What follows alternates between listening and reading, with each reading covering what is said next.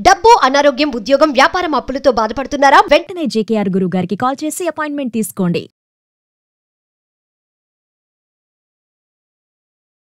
నమస్తే, welcome to Suman TV. నేను మీ ప్రేమ్. ఇవాళ మనతో ఉన్నారు బ్రహ్మశ్రీ డాక్టర్ జేకేఆర్ గురువు గారు, law of attraction, money coach, skill specialist, అంతేకాకుండా సార్ ఆస్ట్రాలజీ, హస్త సాముద్రిక స్పెషలిస్ట్.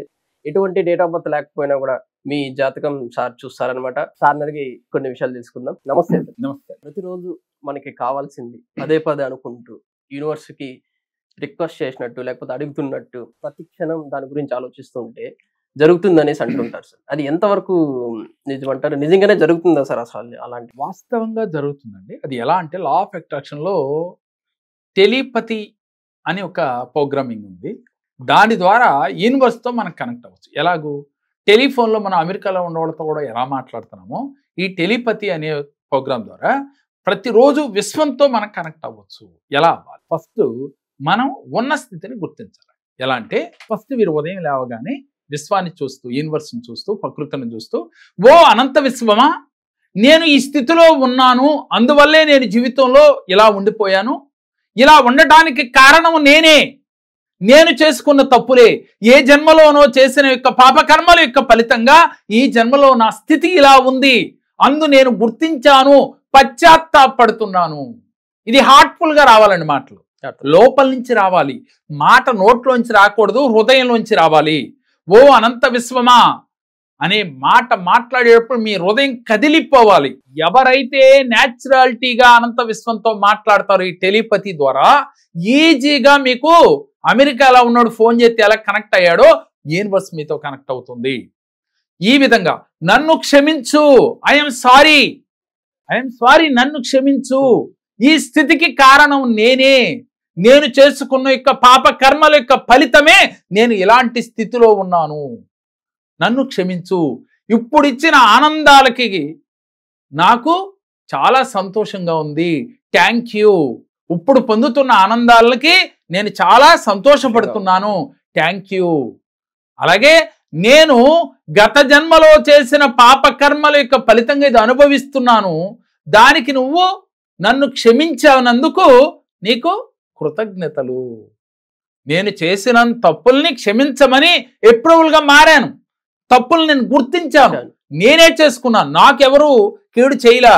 ఆ తప్పులు, ఈ పనిష్మెంట్ అనుభవించడానికి కారణం నేనే అని ఎప్పుడైతే యూనివర్స్తో మీరు మమేకమై మాట్లాడతారో ఆ తర్వాత యూనివర్స్ క్షమించినట్లుగా ఫీల్ అయ్యి అందుకు నీకు కృతజ్ఞతలు, క్షమించినందుకు కృతజ్ఞతలు.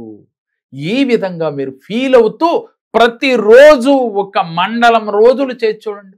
మీకు దేవుడి దగ్గర కూర్చుని కొంతమంది ఫోటో ముందు మొర పెట్టుకుంటూ ఉంటారు, కానీ కొన్నిసార్లు ఆ మొర ఆలకిస్తూ ఉంటారు, కొన్నిసార్లు ఆలకించట్లేదు, ఎన్ని మొర పెట్టుకున్నా మా మాట వింటలేదు అని చెప్తుంటారు. కారణం ఏమిటి అనంటే ఫోటో ముందైనా యూనివర్స్ ముందైనా కూడా ముందు గుర్తెరగవలసింది మీలో ఉన్న పరమాత్మని తెలుసుకోవాలి. Exactly correct. మీలో ఉన్న పరమాత్మకి ఈ దేవాలయం లాంటి దేహాన్ని గుర్తించాలి. ఈ దేహాన్ని పరిశుభ్రంగా ఉంచుకోవాలి, ఆరోగ్యంగా ఉంచుకోవాలి. ఎలాంటి ఆహారం తింటున్నావు రోజు? నువ్వున్న దేహంలో, నీ దేహంలో దేవుడు ఉన్నాడు. ఆ దేవుడు ఉన్నప్పుడు నువ్వు ఎలాంటి ఆహారాన్ని ఈ గుడిలోకి పంపిస్తూ ఉన్నావు అనేది గుర్తెరిగి నువ్వు సాత్విక ఆహారాన్ని తీసుకుంటే నీ ఆలోచనలు సాత్వికంగా ఉంటాయి. ఎప్పుడైతే సాత్వికంగా ఉంటున్నాయో నీ పనులు కూడా సాత్వికంగా ఉంటాయి.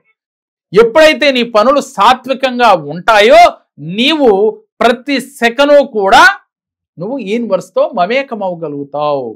ఎప్పుడైతే నీలో పశ్చాత్తాప భావం కలిగిందో, యూనివర్స్ ఉంది, భగవంతుడు ఉన్నాడని నువ్వు దృఢంగా నమ్మావో, నీ మనస్సు లోతుల్లోంచి నువ్వు యూనివర్స్కి, భగవంతుడికి అప్పీల్ చేసుకుంటావు, శరణాగతుడు అవుతావు.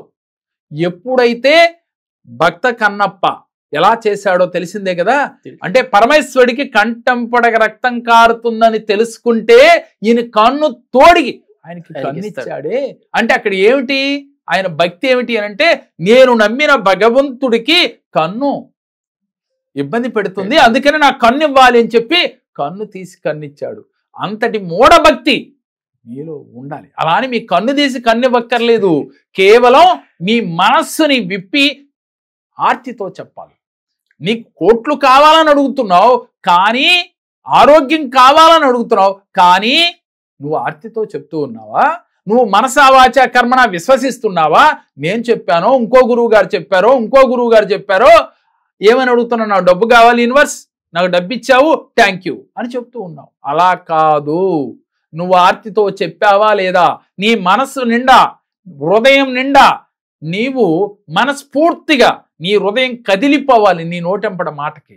అంటే ఊరికినే ఏడుపు వస్తా ఉంటుంది, ఎవరైనా తిడితే తిట్టినప్పుడు ఏడుపు వచ్చినట్లు కాకుండా ఆర్తితో నీకు సహాయం చేసే స్థితి యూనివర్స్కి ఉంది, నీకు సహాయం చేసే ఒక పవర్ భగవంతుడికి ఉందని విశ్వసిస్తున్నావు కదా.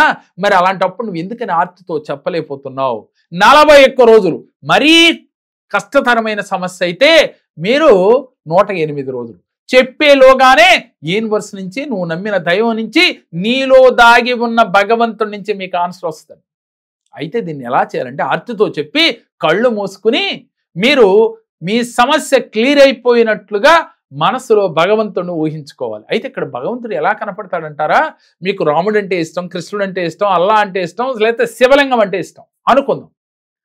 ఏదైతే పదే పదే మీరు ధ్యానం కళ్ళు మూసుకుంటే కనపడుతుందో, ఏదైతే పదే పదే మీ కళల రూపంలో ఆ రూపాన్ని మీరు చూస్తున్నారో, ఆ రూపానికి చెప్పుకోవాలి కోరికలు. కుల దైవానికో, మీరు నమ్మిన దైవానికో, మీ తాతలు తండ్రులు కొలిచే దైవానికన్నా కూడా మీరు ఏ దేవుడితో కనెక్ట్ అవుతున్నారు? ఎలా కనెక్ట్ అవుతారు? ఎన్నో జన్మలు ఉన్నాయని చెప్తున్నాం కదా, ఆ జన్మల యొక్క బంధమే ఈ యొక్క రూపం మీకు కళల రూపంలో వస్తుంది. ఈ ధ్యానం చేస్తే పదే పదే కనపడుతుంది. ఏదో ఈ రోజు నాకు శివలింగం కనపడింది అలా కాదు, 10 సార్లు 11 సార్లు మీరు ఎప్పుడు చూసినా అదే రూపం మీకు పదే పదే వస్తుంటే, అమ్మవారి రూపం కావచ్చు, విష్ణువు కావచ్చు, రాముడు కావచ్చు, కృష్ణుడు కావచ్చు, ఆ రూపం పదే పదే వస్తుంటే ఆ రూపానికి మీరు సంకల్పాలు చెప్పుకోవాలి, యూనివర్స్కి చెప్పుకోవాలి. ఆర్తితో నన్ను నువ్వే ఈ కష్టం నుంచి బయటపడేశావు, థ్యాంక్ యూ, కృతజ్ఞతలు అని చెప్పాలి. I love you, I love you, నువ్వంటే నాకు ఇష్టం, నువ్వంటే నాకు ప్రాణం, నువ్వంటే నాకు పిచ్చి, ఇలా చెప్పాలి.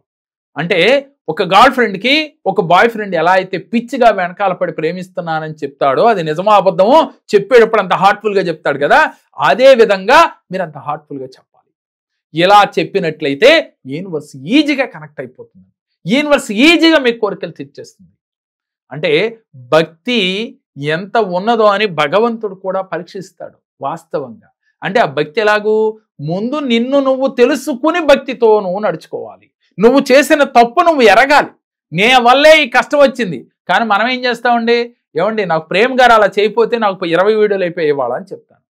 వాస్తవం అదే అంటే అయితే అయి ఉండొచ్చు, దానికి కారణం నువ్వు కూడా ఉన్నావు కదా, నీ తప్పు కూడా ఉంది కదా, అది నువ్వు ఎందుకు గుర్తెరగవు? ఎదుటోడి తప్పుని ఏలెత్తి ఎందుకు చూపిస్తావు? అది మానిన రోజు నీ తప్పును గుర్తించి నీ తప్పు గురించి పశ్చాత్తాపడితే, నా తప్పు వల్ల ఇలా జరిగింది అని నువ్వు గుర్తించి నువ్వు శరణాగతుడు అయితే, ఈ విధంగా యూనివర్స్ని, ఓ విశ్వమా నేను కోరింది నువ్వు ఇచ్చినందుకు నీకు కృతజ్ఞతలు, ఓ అనంత విశ్వమా నేను చాలా శక్తివంతుణ్ణి, నేను చాలా ధైర్యవంతుణ్ణి, నేను ఏదైనా సాధించగలను, నేను చాలా గొప్పవాడిని, ఇలా పాజిటివ్ వర్డ్స్ ప్రతినిత్యం చెప్తూ ఉంటారు, హార్ట్ఫుల్గా చెప్తూ ఉన్నారు. చెప్తే తప్పకుండా యూనివర్స్ మీకు కనెక్ట్ అవుతుంది. మీరు ఏది కోరితే అది ఇచ్చి తీరు. Thank you sir, thank you sir. నమస్కారం. మా పాప వివాహ సంబంధం గురించి జేకే సార్ గారి దగ్గరికి వచ్చాము. ఆయన చెప్పిన రెమెడీస్ మంత్రాలు మేము ఉపయోగించాము. 3 నెలల లోపల అనుకున్న సంబంధం కన్నా ఒక గొప్ప సంబంధం రాగలిగింది. 3 నెలల లోపల మా సమస్యలన్నీ పరిష్కారం అయ్యి ఒక మంచి సంబంధం వచ్చి నేను అనుకున్న స్థాయి కన్నా మంచిగా చేయగలిగాను.